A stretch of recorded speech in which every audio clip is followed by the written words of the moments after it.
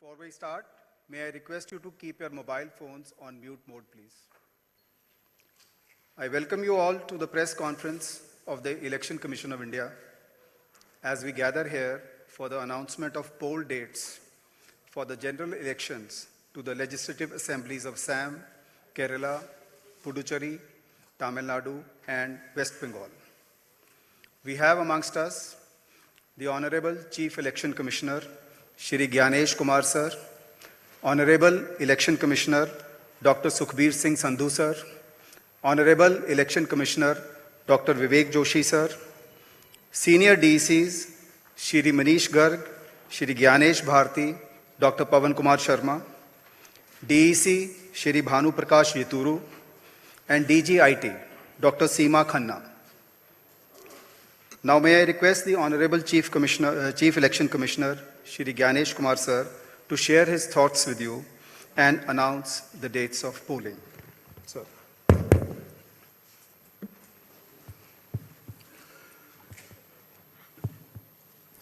My dear electors of Assam, Kerala, Puducherry, Tamil Nadu, and West Bengal, during the past few days, the Commission visited all the poll-bound states for reviewing the preparedness for the ensuing assembly elections. During these visits, the Commission met all the recognized political parties and received their suggestions. The Commission also met the district electoral officers, the SPs, the IGs, the DIGs, and nodal officers of all the enforcement agencies. The Commission also had meetings with the chief electoral officers, chief secretaries and DGPs of the respective states and union territories. The Commission also facilitated the BLOs for doing an excellent work for the SIR. The Commission also interacted with the young and first-time voters and also our sweep icons who are engaged in voter awareness activities. As all of you are aware, these 5 states and UTs represent distinct geographical and cultural landscapes of India. These elections represent not only a democratic exercise, but also the cultural richness of India and truly reflect the unity and diversity of our nation. Pure electoral rolls are the bedrock of any democracy. With this objective, the special intensive revision is being conducted as per Article 326 of the Constitution to ensure that no illegible elector is left out, while no ineligible person is included in the electoral rolls. I congratulate all the booth level officers, assistant electoral registration officers, district election officers, and all election officials who were involved in this work for ensuring its smooth conduct and completion. It has been a massive democratic exercise. Around 17.4 crore electors are going to participate in these elections, an exercise of continental scale and proportionality. To give you a feel of numbers, 17.4 crore electors roughly also comprise the continent of Australia, France, South Africa, Germany, and Canada. We will also see our guests from more than 20 countries from their electoral commissions who will be visiting these elections for witnessing the festive celebrations, the transparent and efficient celebrations of elections in India. The Commission, along with lakhs of election officials and security personnel, is committed for ensuring free, fair, transparent, accessible, and peaceful elections. Election Commission of India is also prepared to welcome each and every voter to their polling stations and provide them with a pleasant and comfortable voting experience. I would also like to make a special appeal to our youth and the first-time voters.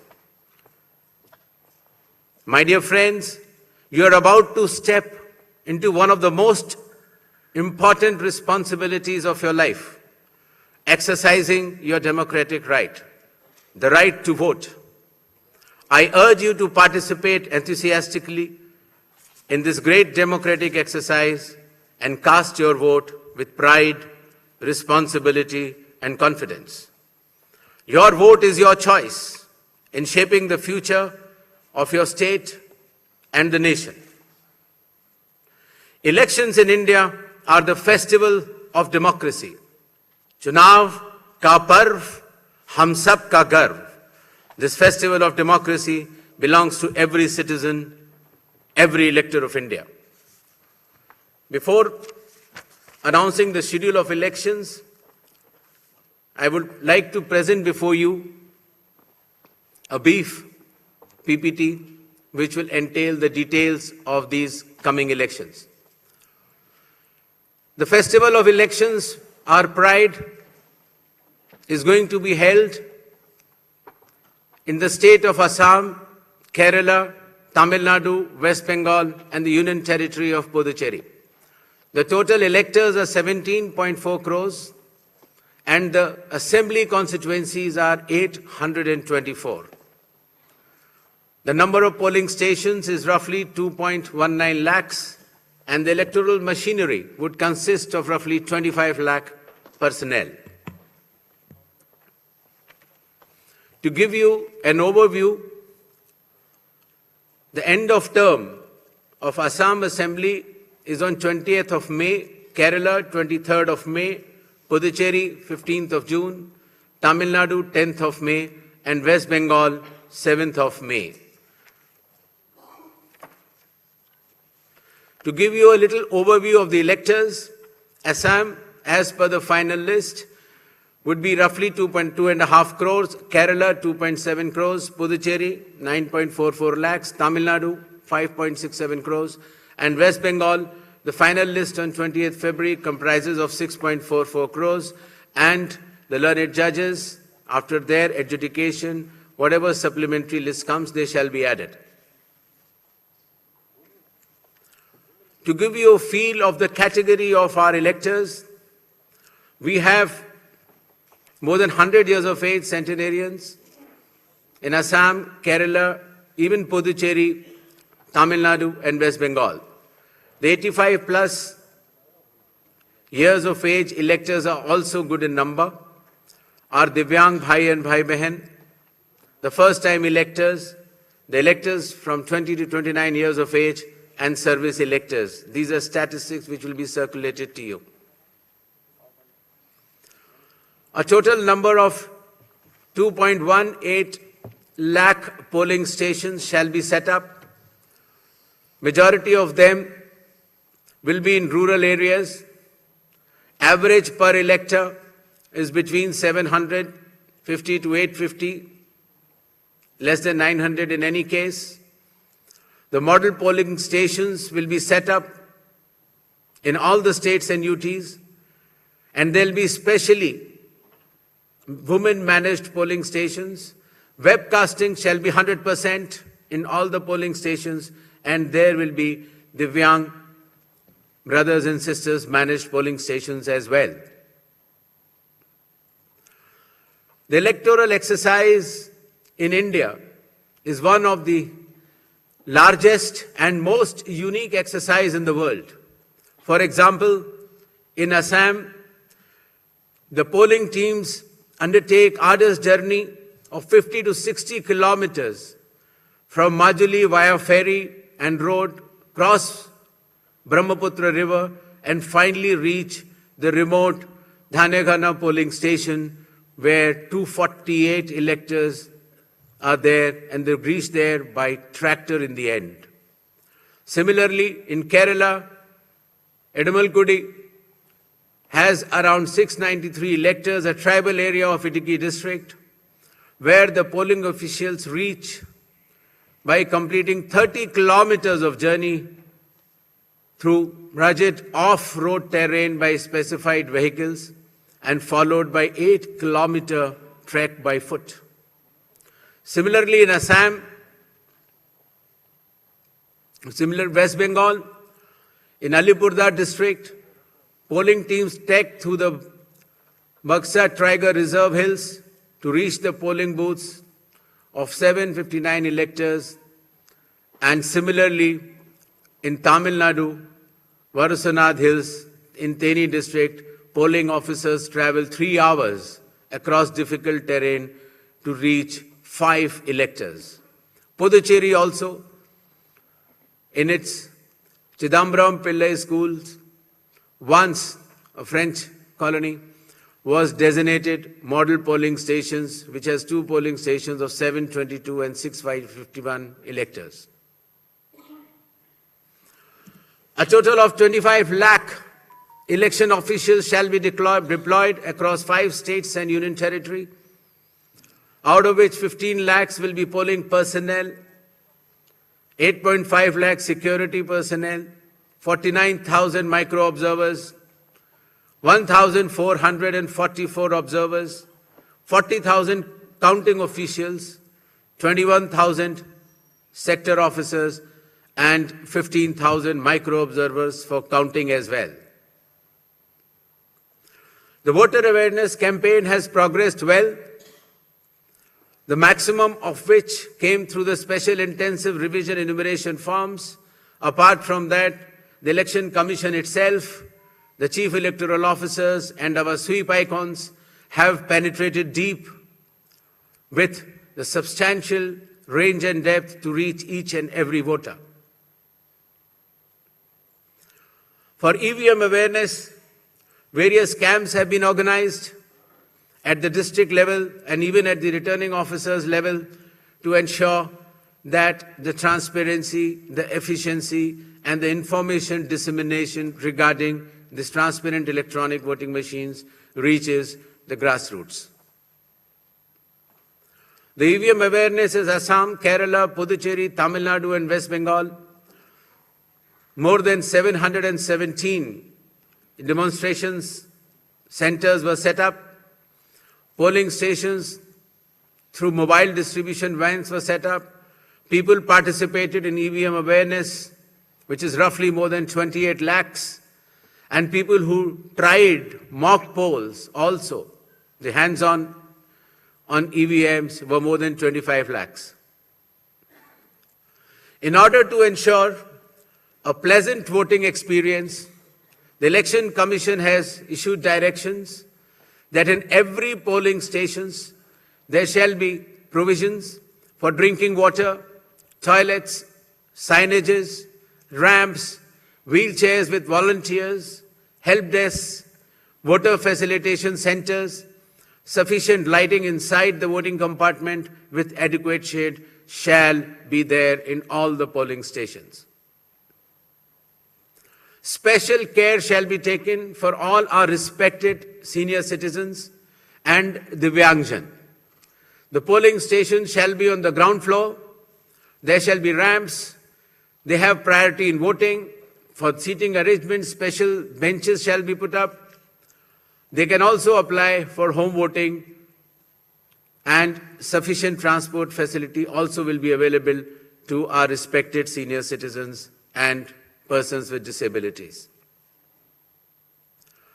During the recent 12 months, the Election Commission of India has taken more than 30 new initiatives to ensure that elections are more transparent.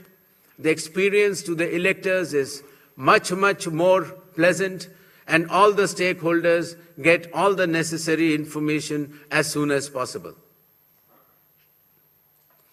The first one of them has been the special intensive revision which ensures, in accordance with Article 326 of the Constitution, that no eligible voter shall be excluded, while at the same time no ineligible person should be included. Amongst the new initiatives, just outside the gate of the polling station, an elector can go, deposit his or her mobile, go and vote inside and come out and collect the mobile and go back. In order to identify the candidate to whom the elector wants to select, there shall be colored photograph of all the candidates on the EVMs. In order to ensure that there are no long queues, not more than 1,200 electors shall be there in any polling station. The candidate booths can be set up just outside 100 meters of the polling station, and the voter information slip will have a clear number mentioning the voter's polling station, its number, and his part and serial number. Amongst the other new initiatives, one major initiative has been that all the applications of Election Commission of India now are under one app which is applicable on mobile, available on mobile, and it is called as ECI Net. All the necessary information across all the stakeholders is available, whether it is your EPIC card, whether it is your polling station, whether it is about the candidate, whether it is about the affidavits of the candidate, whether it is about the progress of polling which is taking place, or whether it is about counting. There shall be 100% webcasting to ensure transparency in each and every polling station. The presiding officers of every polling station shall input the number of votes cast after every 2 hours to ensure that voting percentages which are being relayed through the media to the public at large is by and large accurate. And at end of the poll, whatever the figures are there in 17C, accordingly the percentage is also displayed without any further delay. All the booth level officers have been given identity cards so that our electors and the households can identify them easily. And since our electoral staff has been working very hard, their remunerations were also increased. ECI Net, as I mentioned, will be containing all the 40 different applications integrated in a seamless manner.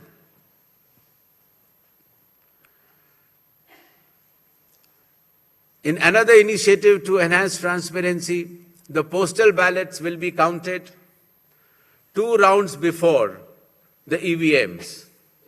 Similarly, all the statistics relating to the elections shall be available through ECI Net itself within 72 hours of counting being over.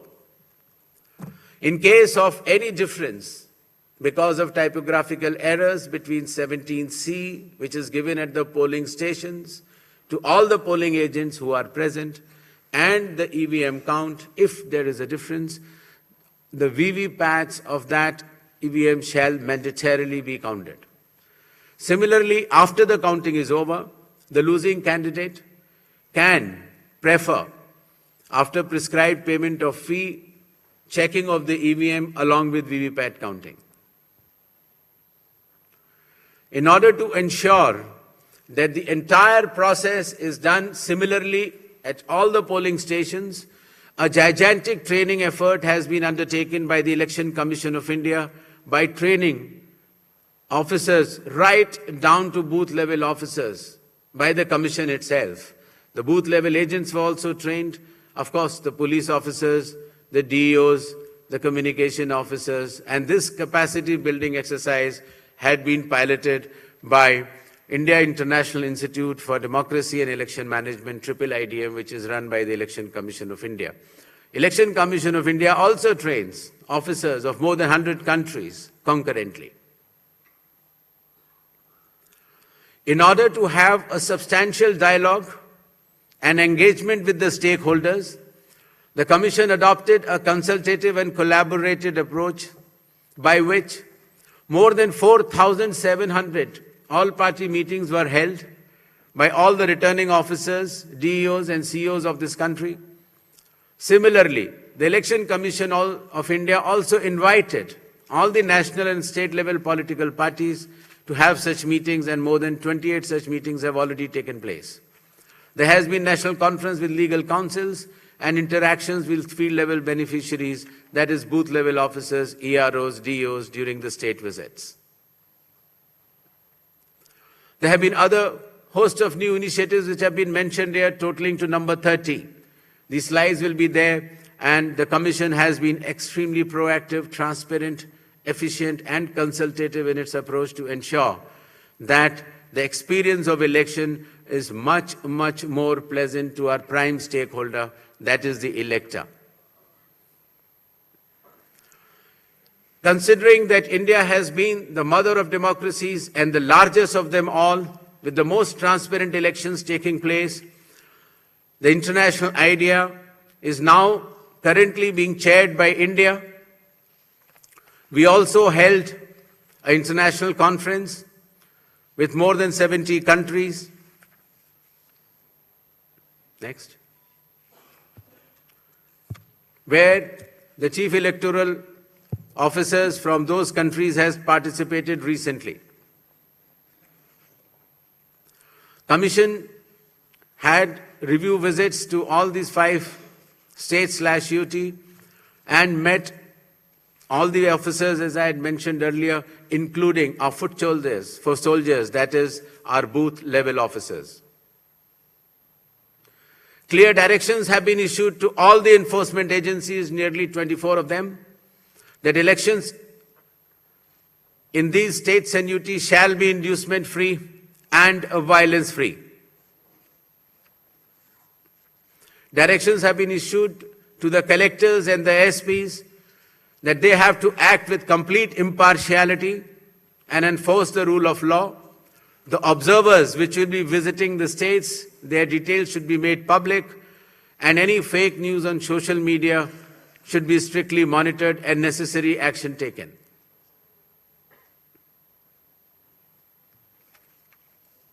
Shall we move to the poll shilling announcements now? Next. All 126 assembly constituencies for Assam, the polling shall be just in one phase, and the polling shall take place on 9th of April, Thursday, 2026. The counting shall be on 4th of May. All 140 assembly constituencies of Kerala shall also go for polling on 9th April, that is Thursday, and counting shall be on the same day, that is 4th May 2026. Puducherry also will go along with Assam and Kerala.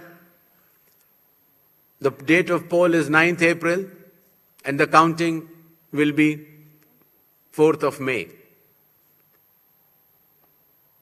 Tamil Nadu.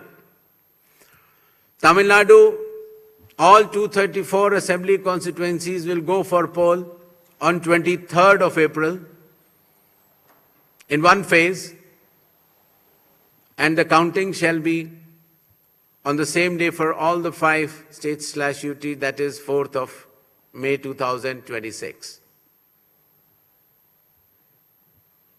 West Bengal. West Bengal, the 294 assembly constituencies, the polling shall be held in 2 phases. In the first phase, 152, and the second phase, 142. The date of poll shall be 23rd of April and 29th of April. And the counting shall be together for all, that is 4th of May 2026.